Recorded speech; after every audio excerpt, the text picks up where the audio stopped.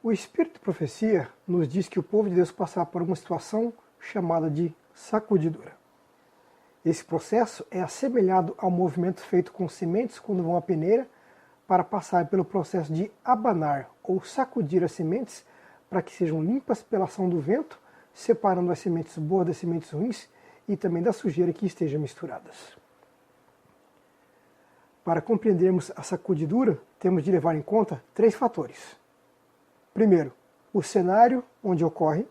Segundo, os elementos que fazem parte. E terceiro, o que é que provoca a sacudidura. E o texto que se segue nos mostra de forma bem clara todo esse quadro. Em 20 de novembro de 1857, foi-me mostrado o povo de Deus. O que foi mostrado ao servo do Senhor? O povo de Deus. Assim, temos a igreja como cenário onde ocorre a sacudidura. Como estava esse povo? E viu fortemente sacudido. O que estava acontecendo com a igreja de Deus? Alguns, com viva fé e agonizantes brados, pleiteavam com Deus. O que acontecia a esses? Anjos maus se aglomeravam em torno deles, circundando-os de trevas, para lhes afastar da vista a Jesus, a fim de que seus olhos fossem atraídos para as trevas que os cercavam, e eles desconfiassem de Deus e contra ele murmurassem. Sua única segurança estava em manterem os olhos fitos no alto. Anjos de Deus eram encarregados da guarda de seu povo, e eles agitavam continuamente as asas para afugentar as densas trevas. O que mais ela viu? Vi que alguns não participavam dessa obra de súplica intensa. Por quê? Pareciam indiferentes e descuidosos. E por causa dessa indiferença e descuido, esses não resistiam às trevas que os rodeavam e os envolviam qual densa nuvem.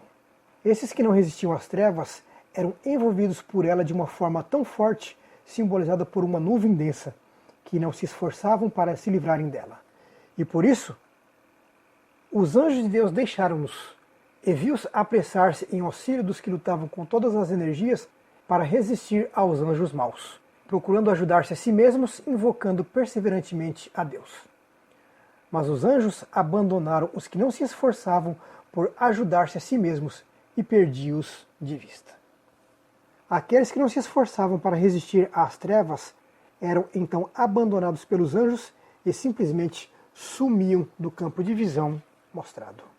Enquanto os que oravam prosseguiram em seus clamores fervorosos, um raio de luz, provindo de Jesus, sobre eles incidia de quando em quando, a fim de os encorajar e iluminar-lhes o semblante. No cenário que contém o povo remanescente, em meio às lutas, perplexidades e trevas que buscam envolver a todos, aqueles que estavam com fé viva pleiteando com Deus, raios de luz, de quando em quando, incidia sobre eles, para iluminar-lhes o semblante na compreensão de algo que Jesus lhes enviava e assim os encorajavam a prosseguir no caminho.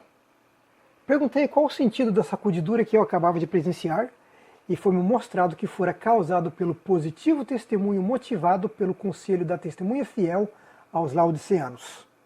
Ou seja, a igreja onde contém membros que aos olhos da testemunha fiel verdadeira são mornos, autossuficientes, que dizem que já possuem tudo e não precisam de mais nada, mas que na realidade são cegos à sua própria condição.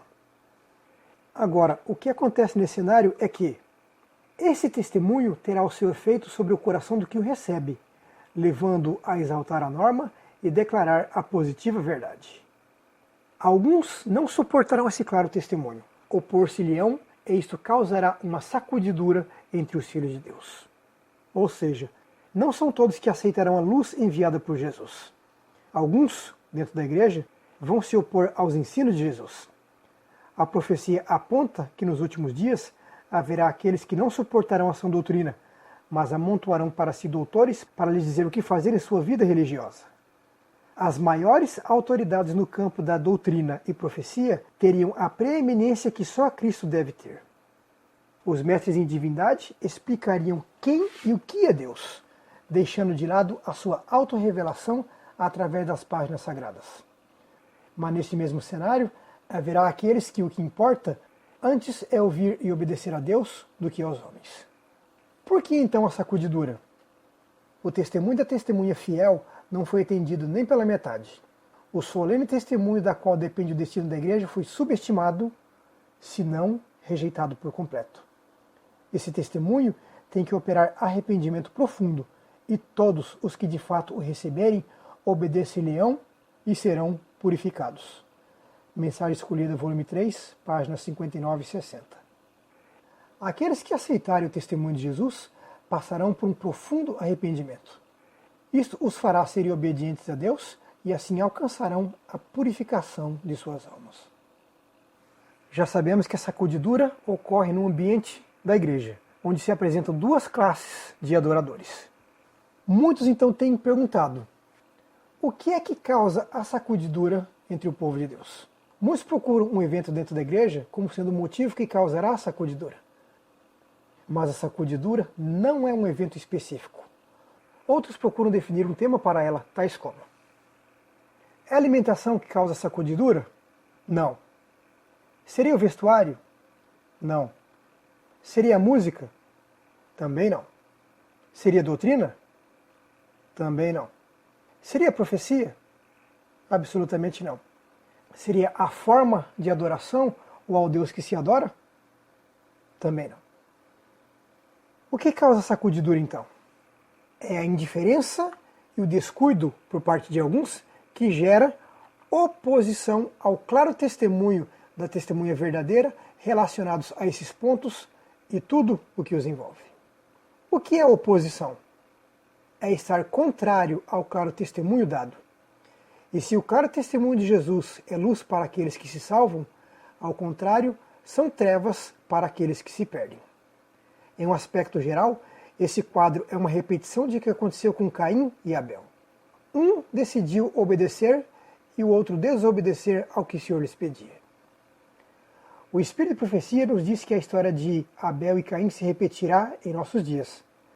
Isso não quer dizer uma repetição literal, mas sim uma repetição de características que foram desenvolvidas nas vidas dos dois irmãos. Um buscava obedecer aos reclamos de Deus conforme ele mesmo instruíra. O outro buscando oferecer a Deus aquilo que julgava ser aceitável por ele.